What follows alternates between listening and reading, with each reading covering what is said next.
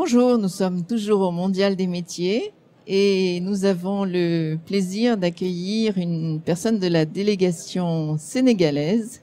La délégation sénégalaise qui a été invitée par l'AIRF, l'Association internationale des régions francophones, et par la région lyonnaise. Et nous avons avec nous Aminata, qui est formatrice en électricité, qui est venue avec deux élèves, donc une délégation de 3 personnes en électricité. Aminata, vous nous expliquez au Sénégal, quand on veut devenir électricien, comment on fait? C'est quoi la formation? Bonjour à vous tous. Comme vous l'avez bien dit, c'est Aminata, je viens du Sénégal. Là-bas, la formation, je suis venue avec 2 apprenants. L'un fait le CAP, l'autre fait le BEP. Donc, le CAP, il faut le niveau 4e, niveau d'études 4e, et on te recrute. Tu fais 3 ans là-bas de formation, tu fais l'examen d'État. Donc, tu auras le CAP, certificat d'aptitude professionnelle. Donc, si tu as le CAP, tu peux t'inscrire comme au niveau BEP. Je crois que c'est ce que vous appelez bac ici. Donc, vous faites BEP 2 ans. Après, si tu finis, tu fais 2 ans, après tu fais ton examen. Si tu auras ton BEP, tu peux t'inscrire au BT, ce que vous appelez ici, je crois, bac pro. Donc, là-bas aussi, tu fais 2 ans. Si tu fais 2 ans, après l'examen, tu peux faire un BTS. Voilà. D'accord, ça ressemble un peu à la formation chez nous, depuis le CAP, le BEP jusqu'au BTS. Et vous pouvez nous dire pourquoi vous êtes venu à Lyon avec votre délégation, vos élèves, et comment? Par quel chemin? Par quel chemin? Nous on est venu par l'AF avec l'appui du conseil départemental de la région de Kaffrine au Sénégal. Donc avec cet appui-là, on est venu par l'ARF participer au 22e édition mondiale des métiers. Vous aviez quelle idée? Qu'est-ce que vous attendiez de ce séjour à Lyon?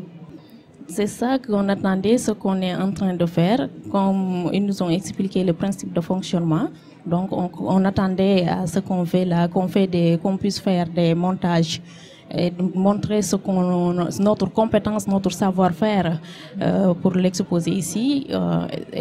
C'est ce qui est fait. On attendait aussi aller dans les écoles, visiter, faire la visite des centres de formation et faire une comparaison par rapport à ce qu'on a là-bas. Vous avez visité des établissements? Non, ça, on ne l'a pas encore fait. Mais ici, on a exposé, on peut utiliser notre savoir-faire ici. Au niveau de notre stand, on a fait des installations avec l'équipe qu'on a trouvée là-bas.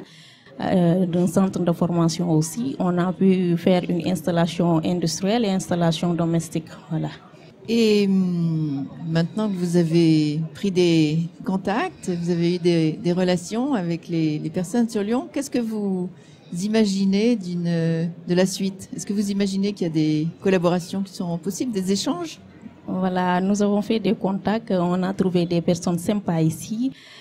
Nous imaginons aussi que ça va continuer. Nous souhaitons aussi qu'on fasse des relations de correspondance. Comme ça pourra permettre aux apprenants qu'on a là-bas de pouvoir venir, s'ils veulent continuer leurs études ici, et de savoir, de faire des échanges avec les centres qui sont là, et pouvoir aussi inviter les apprenants d'ici, de la France au Sénégal, pour qu'ils puissent aussi faire des découvertes. Ce qu'on fait ici et ce qu'on fait là-bas, le fait de faire des échanges, ça peut jouer. Donc ça nous permettra aussi de s'améliorer. Si on a vu des choses positives, pouvoir s'améliorer, et ça permettra aussi à eux de savoir, de pouvoir s'améliorer aussi s'ils ont vu des choses positives au niveau du Sénégal.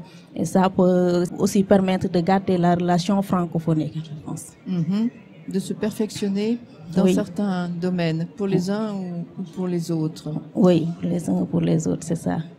Et puis, une question un petit peu différente. Vous êtes une femme, vous êtes une formatrice dans un métier qui est plutôt réservé aux hommes. Il y en a beaucoup des femmes dans votre genre au Sénégal? Il n'y en avait pas, mais aujourd'hui, les femmes commencent à pratiquer ce métier-là. Auparavant, les femmes avaient peur. Vous savez, moi, lorsque j'avais eu mon BFM, je voudrais faire le bac technique et les gens me décourageaient en me disant non, ça ne le fait pas, c'est trop dur pour une femme. Je me disais, donc, c'est quoi? La mémoire, c'est la mémoire d'une femme et la mémoire d'un homme, il n'y a pas une différence. Donc, c'est le fait que les gens me disaient que ne fais pas ça, c'est ce qui m'a encore poussé à exécuter ce métier-là. Et je pense qu'il n'y a pas de difficulté. J'invite à toutes les filles de venir pratiquer ce métier de noble. Je dis que l'électricité, c'est un métier de noble, c'est très bon, il n'y a pas de difficulté. Non, tout ce qu'on dit là, il n'y a pas de métier d'homme ni métier femme, parce qu'il n'y a pas de mémoire d'homme, mémoire femme. Vous aviez un petit peu l'esprit de contradiction quand on vous a dit que c'était très difficile. Justement, vous avez eu envie d'y aller. J'avais envie d'y aller. C'est ça qui m'a poussé à exécuter ce métier-là. Pour montrer qu'il n'y a pas de métier de femme, il n'y a pas de métier d'homme. J'avais même un cousin qui faisait ce métier-là. Je me suis allée chez lui pour avoir des informations. Et il me disait, pourquoi tu veux le faire? Et lui, il faisait le bac à ce moment-là. Il me disait, pourquoi tu veux le faire? Et c'est difficile. Je dis que toi, tu t'en sors. Pourquoi pas moi?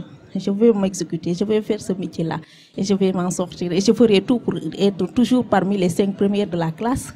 Et j'avais réussi ce défi-là. J'avais relevé ce défi. Et donc, non seulement vous avez fait la formation d'électricité, mais maintenant vous êtes formatrice. Voilà, je suis formatrice et j'encourage les filles à exécuter ce métier-là. Je les invite à ce métier de noble. Voilà.